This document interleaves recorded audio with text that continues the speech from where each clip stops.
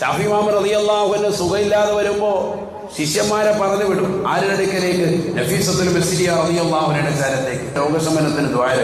അവര് ദുആ എന്നാൽ ദുആയിൽ ഇജാബത്താൽ അവരുടെ അതേ നിലയിൽ മക്കയിൽ ജീവിച്ച് ഹിജ്റ 800 കാലഘട്ടം പുണ്യമാക്കപ്പെട്ട ഈ നാടിന് ആത്മീയമായ തിലകച്ചാർത്തായി ആതുര സേവന രംഗങ്ങളിൽ പരിപൂർണമായി നിറസാന്നിധ്യമായി ഇജാബത്തിന്റെ ഏറ്റവും വലിയ മുഖമുദ്രയായി ഈ നാടിനെ ആത്മീയ പ്രഭയിലേക്ക് നയിക്കാൻ അല്ലാഹു മഹാനാഗത മുത്തുനബി സല്ലല്ലാഹു അലൈഹി വസല്ലമ തങ്ങളുടെ സ്വപ്ന നിർദ്ദേശത്തോടുകൂടി ഈ നാടിന് സമ്മാനിച്ചതാകുന്ന ബഹുമാനപ്പെട്ട മഹിളയാണ് ബീമാ ഉമർ റളിയല്ലാഹു അൻഹ. അല്ലാഹുവിന്റെ ദറജകൾ നഫീസ ബീവി എങ്ങനെയാണോ പറഞ്ഞു വിട്ടത് ഈജിപ്തിന്റെ മണ്ണിലേക്ക്, അതേപോലെ ആതുര സേവന രംഗങ്ങളിൽ ദുആഇന് ഇജാബത്തുള്ള മഹിളയായിരുന്നു. ഷാഫി ഇമാം റളിയല്ലാഹു അൻഹുവിന് വേണ്ടി എപ്പോഴും ദുആ ഇരക്കാൻ പറയും. ഷാഫി ഇമാമിന് വേണ്ടി ദുആ ഇരക്കുമ്പോൾ ശിഷ്യന്മാര് തിരിച്ചങ്ങോട്ടെത്തുമ്പോൾ രോഗം പരിപൂർണമായി ശമനായി. അവസാനം വഫാത്തിന്റെ ഘട്ടത്തിൽ ഇതേപോലെ പറഞ്ഞു വിട്ടു.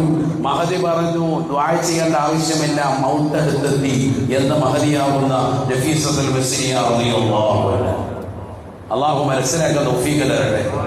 അതേപോലെ പ്രവാചകന്റെ നിർദ്ദേശപ്രകാരം നമ്മുടെ നാട്ടിലേക്ക് പറഞ്ഞു വിട്ടവരാണ് ഇവർ. ഹിജ്റ 800 കാലഘട്ടം അവിടുത്തെ പൊരുത്തം അള്ളാഹു നമുക്ക് നസീബാക്കട്ടെ.